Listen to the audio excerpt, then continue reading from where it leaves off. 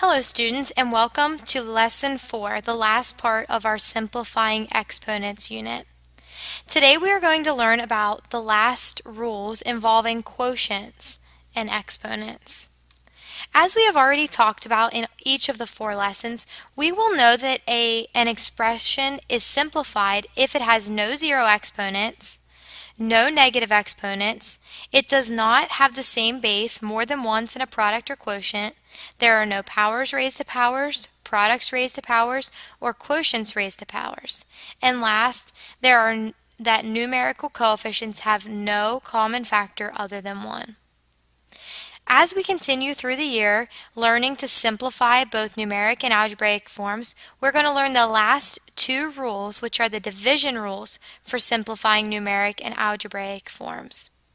Our 2 rules for today are the quotients of powers property, what happens when you divide the same base, and the powers of a quotient property, what happens when you have a quotient raised to a power. Let's start with the quotient of powers property. This is used when you have a division of 2 powers with the same base. For example, 6 to the 7th divided by 6 to the 4th. Let's look at this example and see if we can reason what this will equal. Well, we know that 6 to the 7th is 6 times 6 times 6 times 6 times 6 times 6 times 6. There are 7 sixes there. Divided by 6 times 6 times 6 times 6. Now we know that 6 divided by 6 is 1. Likewise, we know 6 divided by 6 is 1, 6 divided by 6 is 1, and 6 divided by 6 is 1. So if you look, we have 1 times 1 times 1 times 1, and 1 times anything is just itself, so we're left with 6 to the 3rd power. Now, if you look at what we started with 6 to the 7th divided by 6 to the 4th. What can you do with the 2 exponents to get this exponent? You subtract them, and that's exactly what the shortcut says.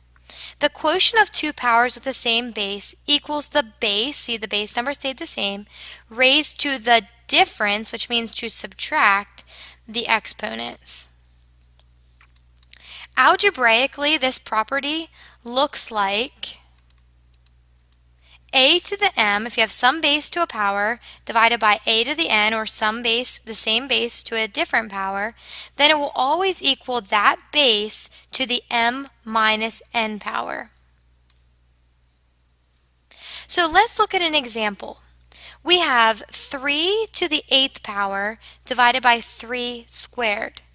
The property says that the base will stay the same and the exponent will be the difference between the two, top minus bottom. So we have 8 minus 2, which is 6. This is equal to 3 to the 6th power. Let's look at this one. X to the 5th divided by x to the 5th. The property says the base number will stay the same and it will be the difference of the exponents, numerator minus denominator. So 5 minus 5 makes 0. Now, this is not a simplified expression because we have a 0 power. Any number to the 0 power is 1. So this expression simplifies to the value of 1. Now, in this example, you see that we have the same base in both the numerator and the denominator.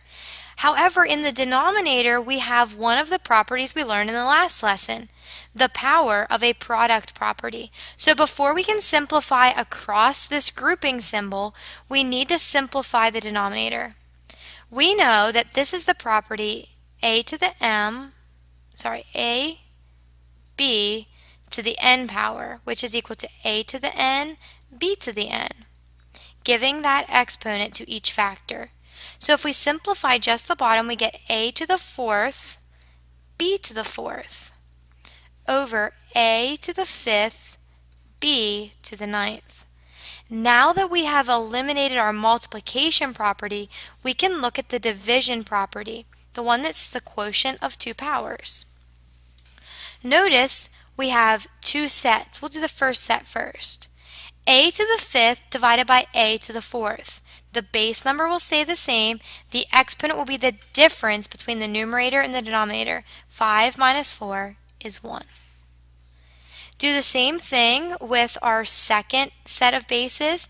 B to the ninth divided by b to the fourth is b to the fifth. Now we do not have to write an exponent of 1, so we can just write a, b to the fifth. A times b to the fifth. That's our simplified expression.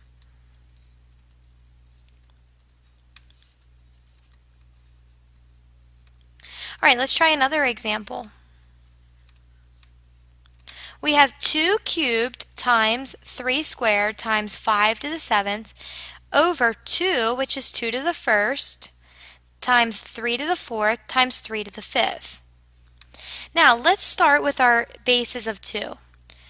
2 cubed divided by 2, or 2 to the 1st, is equal to 2, because we keep the base the same, to the exponent.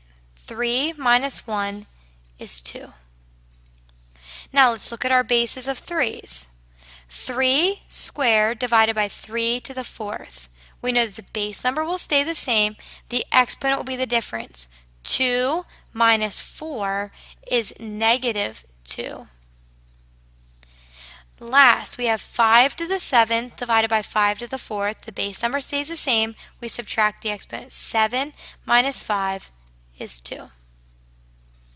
Now we are more simplified, however we have this negative exponent which needs to move to the denominator and become positive. We'll leave 2 squared and 5 squared in the numerator, and we will move 3 squared to the denominator.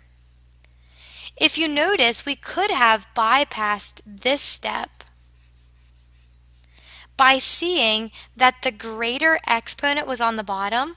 So a shortcut that you can do is, if you see that the denominator's exponent is larger, subtract it first, then put that amount on the bottom. So 3 to the 4th divided by 3 squared, so 4 minus 2 is 2, but since the greater amount was on the bottom, we put it on the bottom. That's a shortcut that you can take.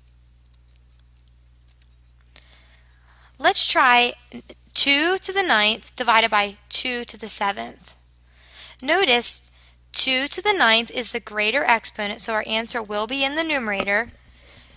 The base number will be 2. The exponent will be the difference, 9 minus 7, which is 2. So this is equal to 2 squared.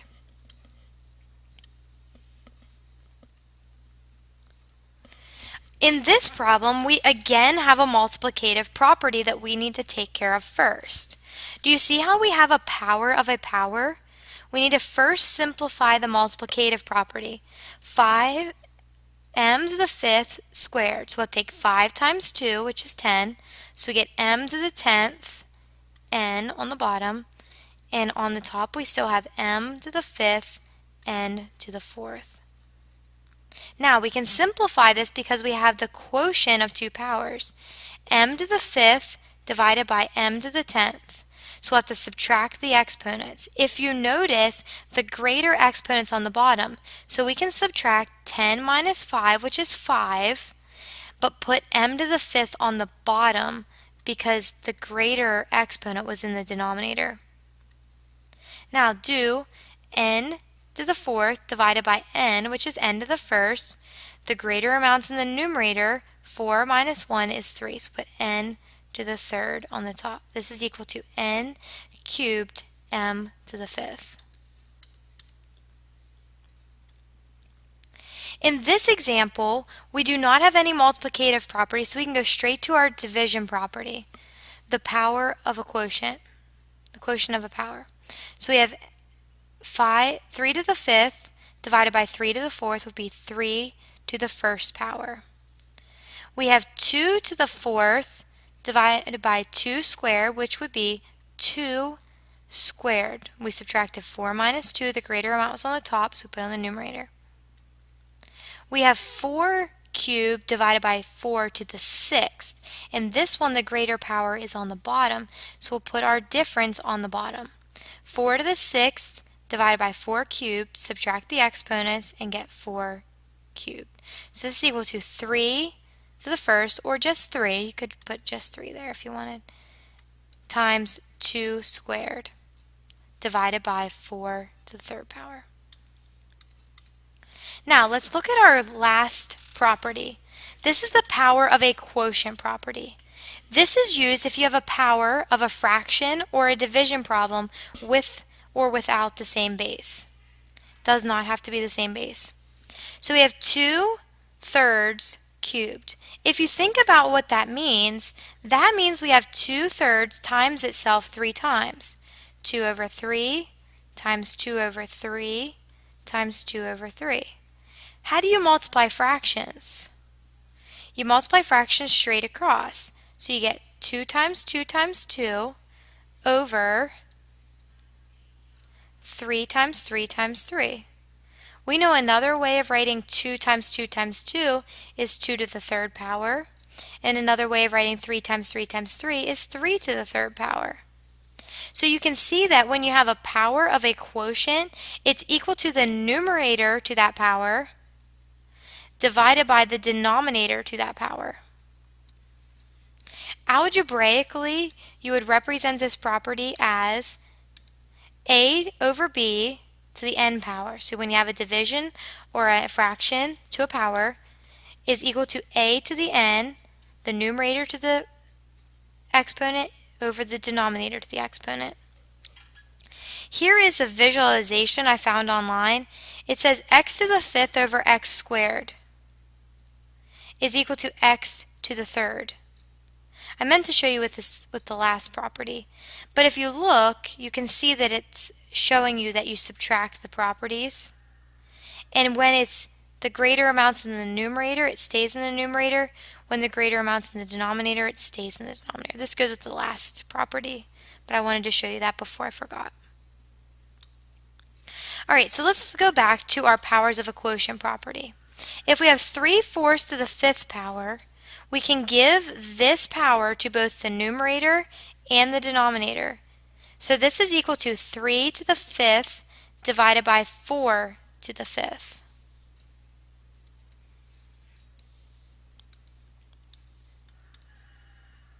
Now this can combine other properties as well. So if we need to give the power to the whole numerator and the power to the whole denominator, we need to use parentheses if there's more than one thing. So we have 2x cubed to the cube power, the numerator to the power, over yz cubed, the denominator to the third power. Now if you look, you have the power of a product property. So we need to give the power to each factor inside parentheses. And that's the same on both the numerator and the denominator. So in the numerator we'll get 2 cubed and we'll get x cubed cubed. In the denominator we'll get y cubed and z cubed. Now we are almost finished except we have a power of a power. When we have a power of a power, we multiply the exponents. So we have 2 cubed, which is already simplified, x to the ninth, because 3 times 3 is 9, over y cubed z cubed. And that is your simplified expression.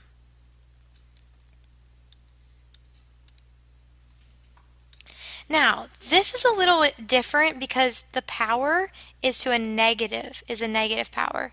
So I'll show you what that looks like. We're still going to give the power to both the numerator and the denominator.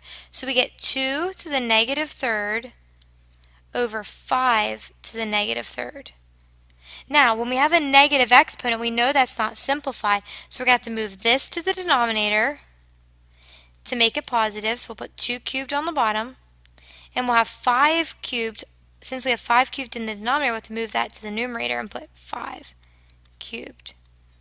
So this is equal to 5 cubed over 2 cubed.